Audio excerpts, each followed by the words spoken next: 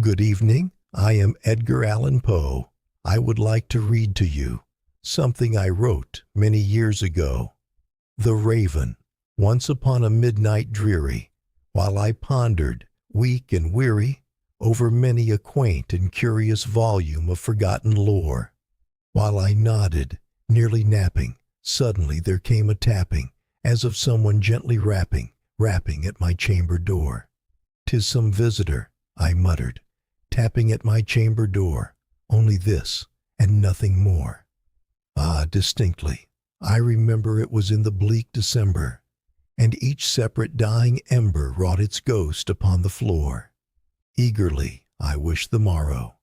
Vainly I had sought to borrow from my books surcease of sorrow, sorrow for the lost Lenore, for the rare and radiant maiden whom the angels name Lenore, nameless here forevermore. And the silken, sad, uncertain rustling of each purple curtain thrilled me, filled me with fantastic terrors never felt before, so that now, to still the beating of my heart, I stood repeating, "'Tis some visitor entreating entrance at my chamber door, some late visitor entreating entrance at my chamber door, this it is and nothing more." Presently my soul grew stronger, hesitating then no longer. "Sir," said I, "or madam, truly your forgiveness I implore, but the fact is I was napping, and so gently you came rapping, and so faintly you came tapping at my chamber door, that I scarce was sure I heard you. Here I opened wide the door, darkness there, and nothing more. Deep into that darkness peering, long I stood there wondering, fearing, doubting, dreaming dreams no mortal ever dared to dream before. But the silence was unbroken, and the stillness gave no token, and the only word there spoken was the whispered word, 'Lenore?' This I whispered, and an echo murmured back the word, 'Lenore.' Merely this and nothing more. Back into the chamber turning, all my soul within me burning, soon again I heard a tapping somewhat louder than before. 'Surely,' said I, 'surely that is something at my window lattice. Let me see then what thereat is, and this mystery explore. Let my heart be still a moment, and this mystery explore. 'Tis the wind and nothing more.'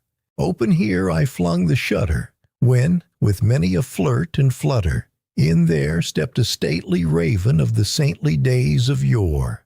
Not the least obeisance made he, not a minute stopped or stayed he, but, with mien of lord or lady, perched above my chamber door, perched upon a bust of Pallas just above my chamber door, perched and sat, and nothing more. Then this ebony bird beguiling my sad fancy into smiling, by the grave and stern decorum of the countenance it wore. 'Though thy crest be shorn and shaven, thou,' I said, 'art sure no craven, ghastly grim and ancient raven wandering from the nightly shore. Tell me what thy lordly name is on the night's Plutonian shore.'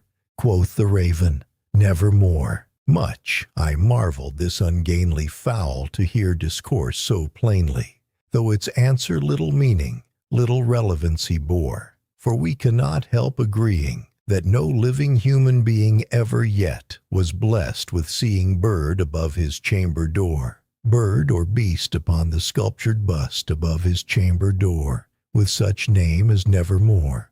But the raven, sitting lonely on the placid bust, spoke only that one word, as if his soul in that one word he did outpour.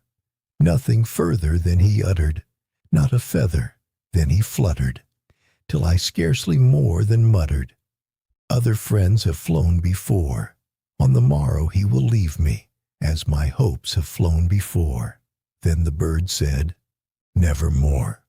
Startled at the stillness broken by reply so aptly spoken, 'Doubtless,' said I, 'what it utters it is its only stock and store, caught from some unhappy master whom unmerciful disaster followed fast, and followed faster till his songs one burden bore, till the dirges of his hope that melancholy burden bore of never, nevermore. But the raven still beguiling all my fancy into smiling straight. I wheeled a cushioned seat in front of bird and bust and door. Then, upon the velvet sinking, I betook myself to linking fancy unto fancy, thinking what this ominous bird of yore, what this grim, ungainly, ghastly, gaunt, and ominous bird of yore meant in croaking nevermore.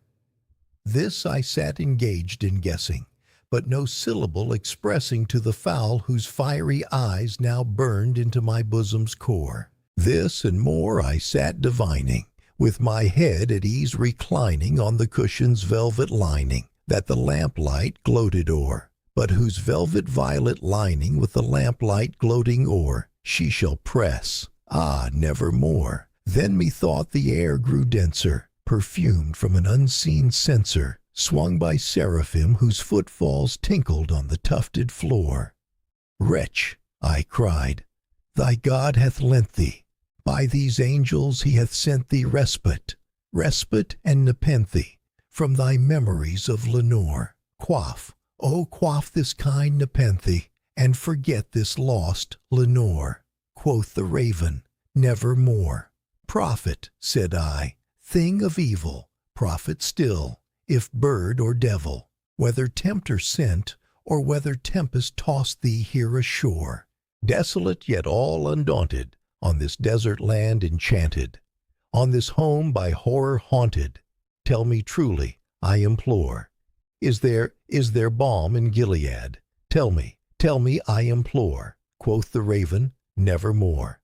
Prophet, said I, thing of evil, prophet still, if bird or devil, by that heaven that bends above us, by that God we both adore, tell this soul with sorrow laden if, within the distant Aidenn, it shall clasp a sainted maiden whom the angels name Lenore. Clasp a rare and radiant maiden whom the angels name Lenore. Quoth the raven, nevermore. Be that word our sign in parting, bird or fiend, I shrieked, upstarting. Get thee back into the tempest and the night's Plutonian shore. Leave no black plume as a token of that lie thy soul hath spoken. Leave my loneliness unbroken. Quit the bust above my door. Take thy beak from out my heart, and take thy form from off my door. Quoth the raven, nevermore. And the raven, never flitting, still is sitting on the pallid bust of Pallas, just above my chamber door. And his eyes have all the seeming of a demon's that is dreaming, and the lamplight o'er him streaming throws his shadow on the floor. And my soul from out that shadow that lies floating on the floor shall be lifted nevermore. Thank you. Good night. What do you think of the script?